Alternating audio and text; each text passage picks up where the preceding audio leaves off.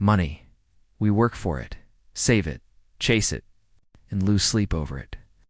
But what if I told you money itself is the world's most successful lie?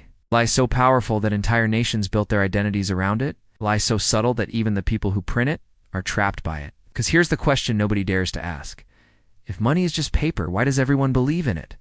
Stay with me because by the end of this video, you'll see how this illusion was engineered, how it took control of human civilization, and why every empire that believed in it eventually collapsed under its own creation. The origins.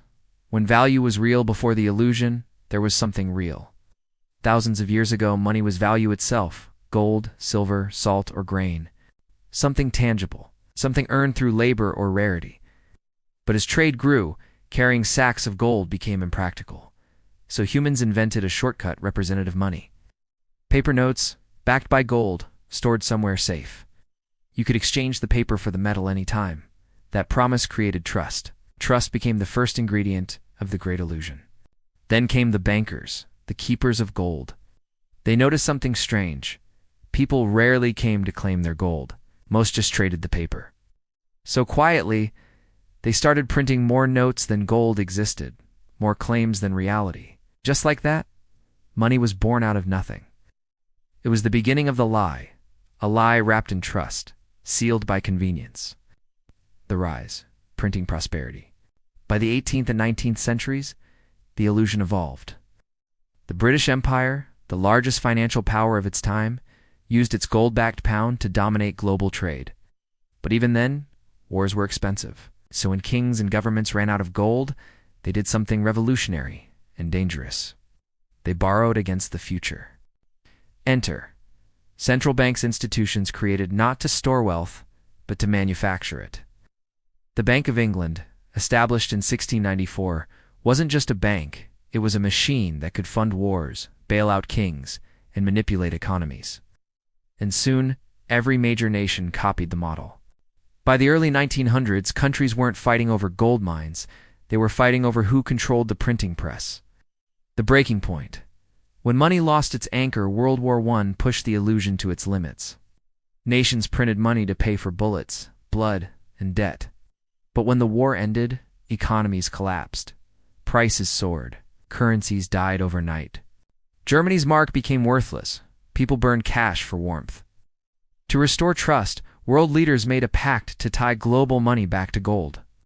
That system became the Bretton Woods Agreement of 1944. The US dollar, backed by American gold reserves, became the new global anchor.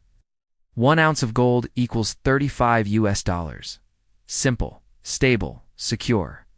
But the illusion wasn't gone. It was just disguised. Because behind the scenes, the US printed more dollars than gold it actually held. No. The rest of the world started to notice. And in 1971, President Richard Nixon made a decision that changed everything.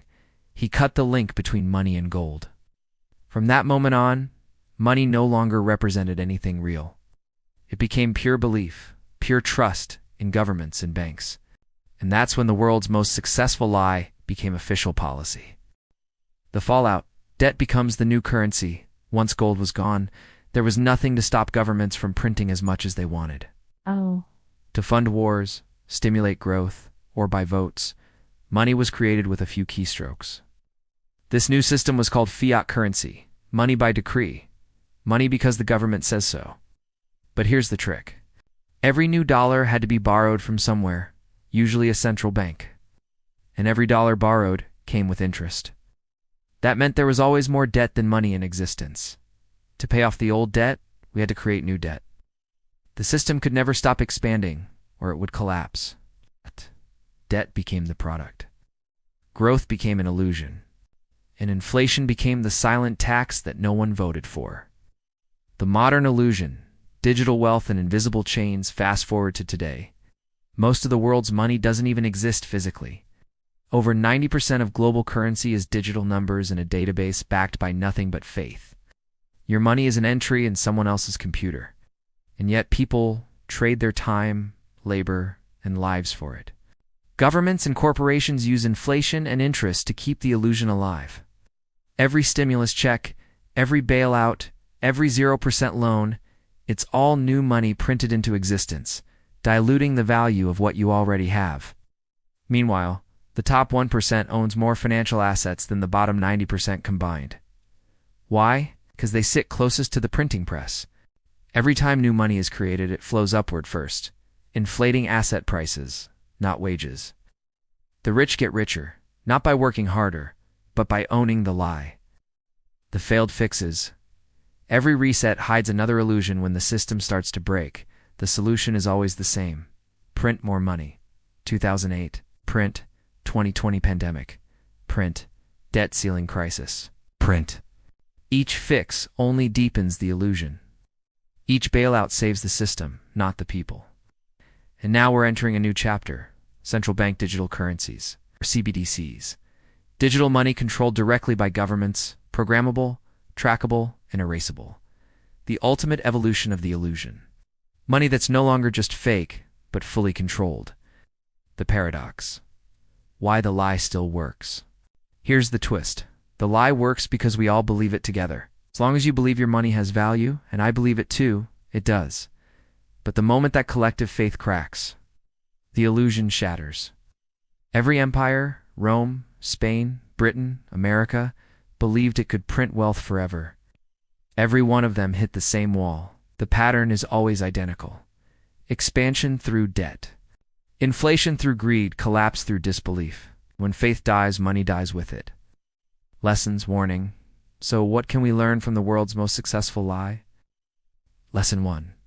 Money is not wealth. Real wealth is resources, skills, and time, things paper can only represent, never replace. Lesson 2.